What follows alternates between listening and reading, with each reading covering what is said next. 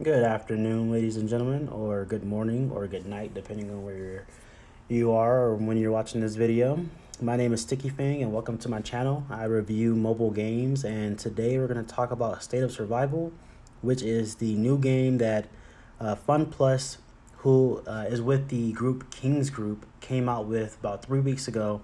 You might know a couple of their games like King of Avalon, Guns of Glory, or Z-Day.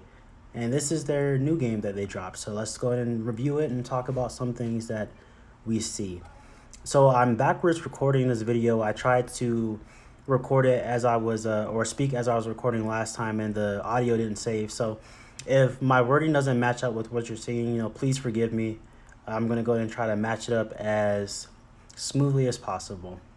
So what you're looking at now, this is my main profile showing you my chief. Her name is Maddie or Maxie, something along those lines. She's one of the heroes in this game. There are quite a few heroes, which I'll show you here in a bit. And this is just the layout of the game. The theme is primarily like zombie survival type of deal.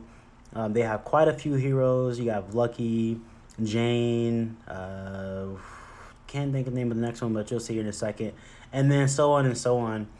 The main point of these heroes are kind of like in the other games as well, but these guys have more character, more personality. They're animated, and you can only use 3 of them in each of your marches. The game really reminds me a lot of Rise of Empires. I don't know if you guys have played that game, but when it comes to the heroes and stuff, it's very similar to that and less of the other games that Kings Group has come out with. But it's a great concept. I do like it. I like the variety. I like that they have like specials. Like some people are better for a different troop type. Some people are better for gathering, and some people are better for attacking and defending and etc. So going into the leaderboards here, I kind of wanted to show you guys what the progress has been in the 3 weeks that I've been playing. My alliance is the Lords of War, and we are the #1 alliance in State 11. The #1 guy we have is Nimki. He's about 55 million power in just 3 weeks, so that's pretty impressive, especially when you consider the progress of other states that have been playing probably for months in like beta and stuff. And I'll show you here in a second. He is a headquarters 29, which is again really impressive for how recently this game has dropped. Again, it's only been like 3 weeks since the international release, and the leaderboards are kind of broad, a little bit more broad than the other games like King of Avalon, etc. So looking into the headquarters level in the game, or the headquarters leaderboards for the entire game, there's only 130 in the entire game, which belongs to Region 2. Nimki, the guy that's in State 11 in my alliance, is a 29, which is only about 3 of them in the entire game, so that's pretty awesome to have on our team. He's pretty high on the solo battle leaderboards for the game. The #1 guy is about 63 million power. And when it comes to alliance battle, we're about 26, which actually puts us pretty much stronger than a lot of the younger regions. So I think I chose a pretty active and pretty good region when I first started. And just luck of the draw, I downloaded it day 1, and these guys were recruiting me because I was growing pretty quickly. And now that I'm here, we're becoming some of the top guys in the game, which is pretty nice. There isn't a KVK aspect in the game yet, and we'll kind of go over here in a little bit of why there isn't one, but I'm sure in like the next couple months, we'll be seeing like a KVK aspect. Again, the game just released a couple weeks ago. They're still trying to work out some bugs. They're still, getting everything smoothed out. So you're looking at the setup of my base, and I'll show you guys here in a second some other setups of other bases. The cool thing about this game is like Rise of Empires, you're able to set up your buildings in different ways. You're able to create like designs, and you're able to like spell out words and stuff, and basically make your base your own. You can do quite a few things with it. So like for this guy, show you here in a second. You got trees and whatnot. Everything's all nice and decorated. And then you have us, representing our alliance LOW here. I don't have that kind of artistic talent, and I don't have the patience to decorate my base like that. But some people do. And then I'll show you this guy as well. So like this one's completely different from the last one. He doesn't really have like, any artsy stuff going on, which is perfectly fine. Is just your choice. and he has a different skin than some of us. They do have a couple of different skins you can use for your base, which is pretty cool considering how early this game is in development and stuff. Not really development, but how it's just kind of a new game and stuff. Not many people really know about it yet, but you already have some pretty cool features like skins. So this is the governor. We don't have a governor yet. No one in the game has one, not even region 1 or 2, which is kind of why we don't have a KVK aspect yet, and I can't imagine us having one anytime soon, just because the way to get a governor is quite tedious. You have to beat these guys called the Overseers.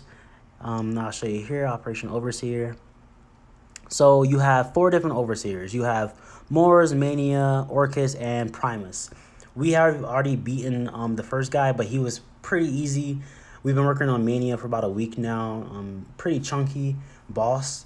And we still have 2 more to go after this. And the next 2 of them, they actually are harder and bigger.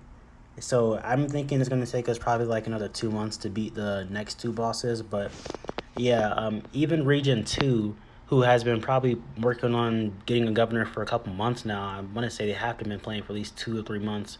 They haven't even beaten the 3rd boss yet. And so just imagine how long it's going to take the rest of us to do it. But I think that once like maybe 4, 5, 6 regions start beating their bosses and getting governors, that's when they'll bring in the KVK aspect. So moving on to the resource tiles. This game is amazing when it comes to giving. I mean, they give you biocaps, which is the currency like gold. They give you crazy amount of speed ups. And then the resource tiles are just out of this world when it comes to comparing it to the other games. Level 8 resource tiles for this game gives 13 million food and wood, which is nuts. And I believe it gives you about 5 million iron and 1.2 million oil, which iron is iron in all the other games and oil is like silver in the other games. And 14 million or 11 million food and wood on level 8 resource tiles, that's a lot of resources. I mean, you gather for 8 hours and you have enough resources to upgrade, I mean, like 3 or 4 buildings to do like maybe 12, 13, 15, 20 researches. You know, like I could probably, well, I have already maxed my research to my HQ level, which I'm HQ 22. And mind you guys, I've only been playing for 3 weeks, and I'm a free-to-play player. My biocaps that you see up there, 23,000, those are from free playing. Like, I haven't spent any money on this game. All the resources you see up there are from me training troops and gathering. Like, that's pretty outstanding for, you know, a game of this caliber. And then I have 54,000 other biocaps just sitting in my bag because you just get so many of them from the game. You get them from events. You get them from the system sending out mail, just basically saying like, hey, check out our Facebook. Here's free biocaps. And it's just awesome. This is probably the most free-to-play friendly player game I have ever seen when it comes to like straight up growing and training troops and whatnot. Now, when it comes to stats and battling, then yeah, of course, the people who pay for stuff are obviously going to be a lot stronger. So to compare my stats currently, and I don't really care if you guys know this because I'm a free-to-play player. I'm not really in it to rule the world. My stats are probably like in the 100% in most areas, while Nimki, who is our top player, obviously, has stats that are a lot bigger. I won't tell you specifically because that's a secret, but his stats are obviously a lot bigger. But again, there is a difference between free-to-play and spenders, but it's totally worth it in my opinion if you just kind of want to check the game out, build yourself up a little bit, and kind of see where it goes because it is in the beginning stages. You know, maybe give King of Avalon or Z-Day a break, or maybe even make this your secondary game and you just create an account, you know, check in on a daily basis, train some troops, build your HQs and whatnot, and wait a couple months until the game develops a little bit more and has more to it. And then you can kind of, you know, if you're a spender or not, you can kind of drop some cash into it once things get a little heated up, and you already have a great foundation that you built for free. You know, that's just my personal opinion. If people are like maybe interested in the game but want to wait until it develops a little bit more, start now. Go ahead and create an account.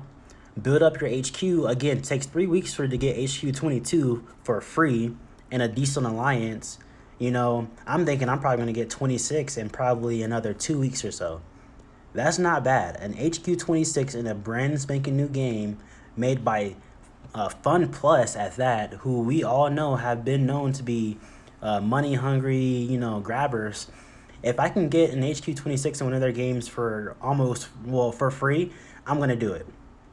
Especially when later on comes and they start adding like medals and HQ 31 and 35 and etc. If I can get a 26 now before they do something crazy like that, I'm gonna do it. You know, that's just me. The game is fun. The people are great. I highly recommend at least coming out and checking it out. It is a 10 out of 10 on the Android store, and it's a 4.4 out of 5 on the Apple store. You can't get much better reviews than that. And these are reviews by real people. They're not bots. They're actual players who have come and checked it out. All the regions or all the states are very active and alive right now because it's a brand new game.